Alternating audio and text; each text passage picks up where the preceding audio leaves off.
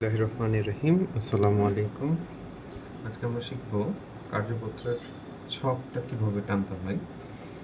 তো ফার্স্টে আমাদের কোম্পানির নাম লিখতে হয়। ধরি ABC কোম্পানি। তারপরে লিখতে হয় কি করছি আমরা, কার্যপত্র।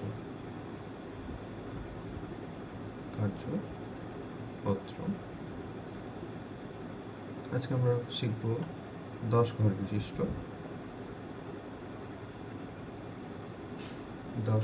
বিশিষ্ট।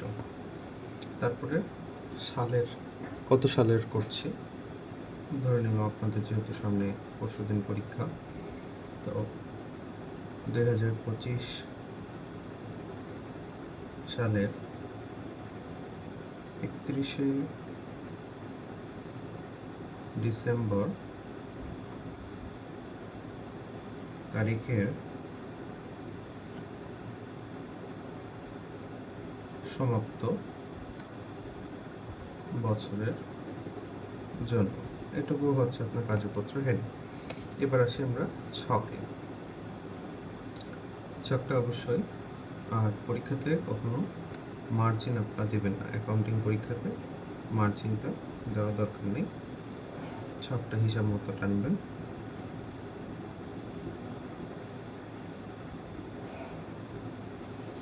ফার্স্টে এক্ষেত্রে আমরা ক্রমিক নামের একটা ঘর টানব এবং গোটা পেজ জুড়ে আমরা ঘরটা টানার চেষ্টা করব।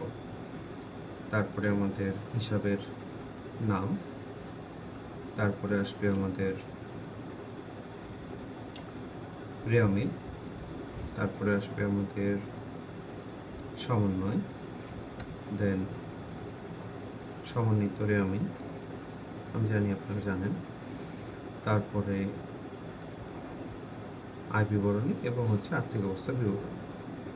তো এই ঘরগুলোকে আমরা ডাবল করে দেব।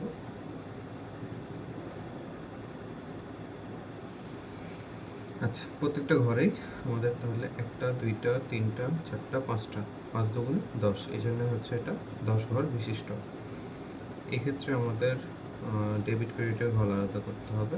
একটা ডেবিট, একটা ক্রেডিট, একটা ডেবিট, একটা ক্রেডিট, এভাবে যাবে।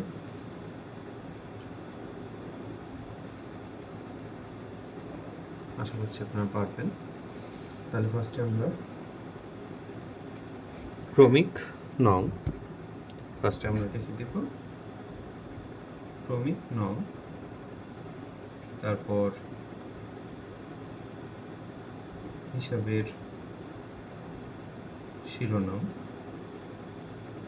দেন আমরা লিখব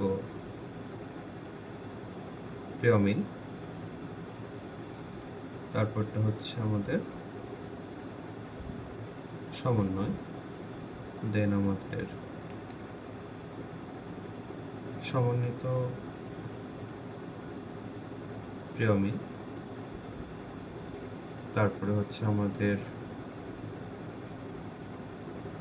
আয় বিবরণী, তারপরে আমাদের আর্থিক অবস্থার বিবরণ। আচ্ছা, এখানে প্রত্যেকটা ঘরে আমরা কি করব, ডেবিট ক্রেডিট লিখব। তাহলে এটা হচ্ছে আমাদের ডেবিট, এটা হচ্ছে আমাদের ক্রেডিট, এটা আমাদের ডেবিট, এটা হচ্ছে আমাদের ক্রেডিট, এটাও ডেবিট, এটা হচ্ছে গিয়ে ক্রেডিট, এটা ডেবিট, এটা হচ্ছে ক্রেডিট,